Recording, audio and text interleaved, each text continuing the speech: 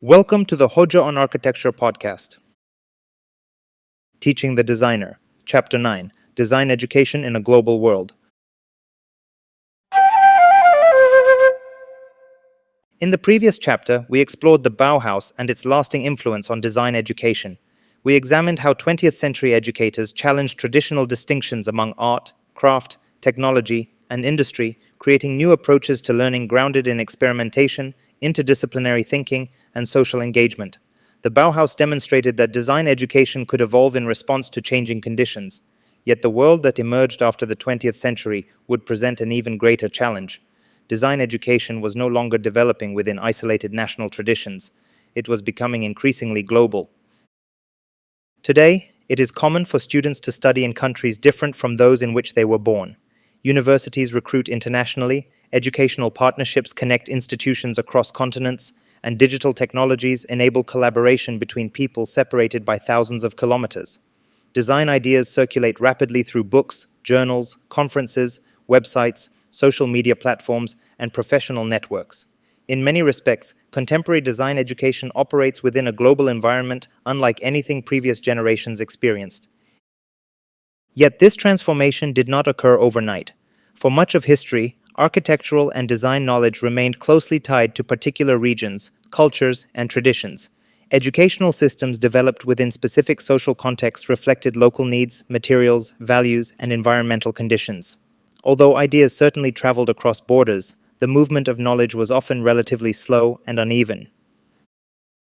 During the 20th century, however, several developments accelerated international exchange. Advances in transportation have made travel more accessible. Expanding communication networks increased the circulation of information. International organizations, professional associations, and academic conferences created new opportunities for collaboration. Educational institutions became increasingly connected to one another. As a result, design education gradually shifted from a collection of largely separate traditions toward a more interconnected global landscape. Students gained access to a wider range of influences than ever before. Educational programs increasingly incorporate international references, comparative perspectives, and cross-cultural examples. Design learning became less geographically confined. This transformation created significant opportunities.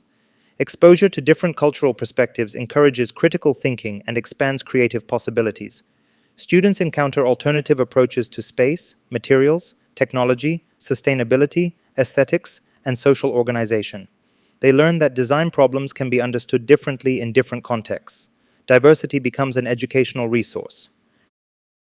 Cross-cultural learning also challenges assumptions that might otherwise remain invisible. Practices that appear natural or universal within one environment may seem unfamiliar in another. Educational encounters between cultures therefore encourage reflection on habits, values, and expectations that are often taken for granted. Learning becomes not only a process of acquiring knowledge, but also a process of recognizing perspective. For design education, this is particularly important because design is deeply connected to culture. Every society develops distinctive relationships with space, objects, materials, rituals, and environments.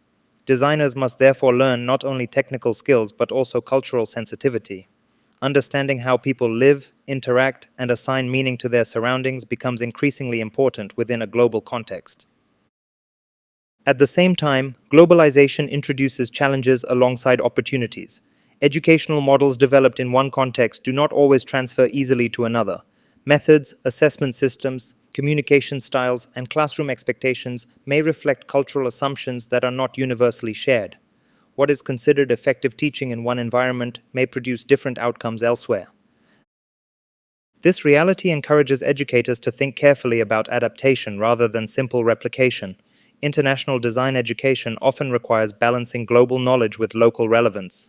Students benefit from exposure to international perspectives, but they also need opportunities to engage meaningfully with the cultural, social, environmental, and economic realities of their own contexts.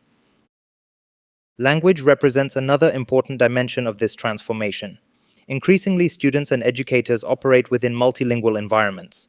Design education often involves communication across linguistic boundaries, requiring participants to negotiate differences in vocabulary, interpretation, and expression. While this can create challenges, it also encourages new forms of collaboration and understanding. Digital technologies have further accelerated these developments. online learning platforms, virtual studios, video conferencing systems, collaborative software, and digital archives have expanded access to educational resources. Students can now engage with lectures, projects, discussions, and design communities that extend far beyond their immediate institutions. The digital environment has also changed how knowledge is shared. Information that once required access to specialized libraries or professional networks is now often available within seconds.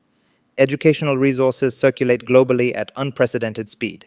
Students encounter vast quantities of information, examples, and opinions throughout their learning journeys. Yet abundance introduces its own challenges.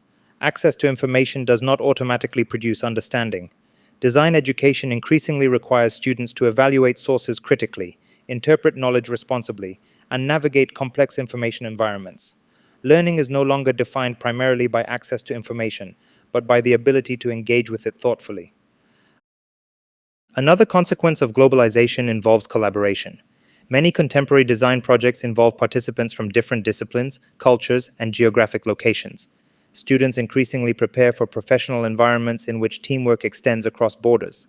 Educational experiences therefore place growing emphasis on communication, adaptability, and intercultural competence. These developments have gradually transformed the role of the educator as well.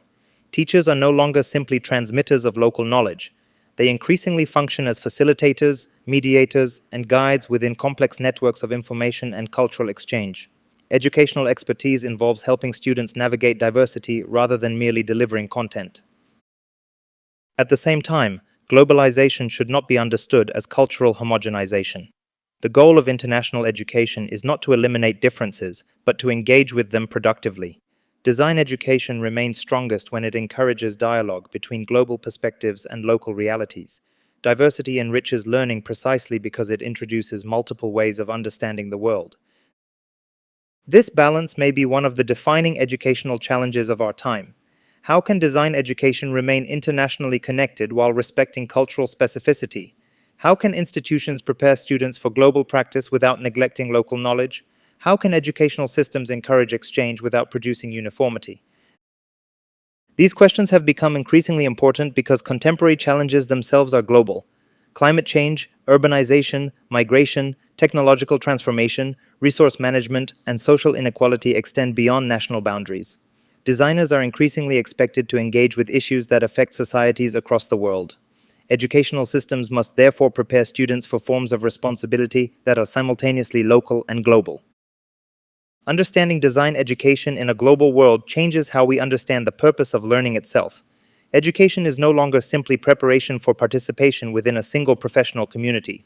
It is increasingly preparation for engagement with an interconnected world characterized by diversity, complexity, and constant change. Seen from this perspective, globalization represents not merely an expansion of the scale of education, but a transformation of educational responsibility. Design education now involves helping students understand different cultures, communicate across boundaries, evaluate information critically, and respond thoughtfully to shared global challenges. The designer is no longer educated only for a specific place. The designer is educated for the world. In the next chapter, we will conclude this season by looking toward the future. We will examine emerging questions concerning artificial intelligence, sustainability, ethics, uncertainty, and the changing responsibilities of designers in the 21st century. The discussion will shift from the history of design education to its future possibilities. Because after exploring how designers have been taught across centuries, we must finally ask a different question. What kind of designer are we teaching for the future?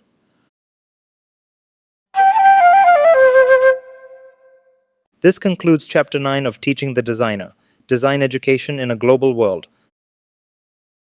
Thanks for listening. See you in the next episode.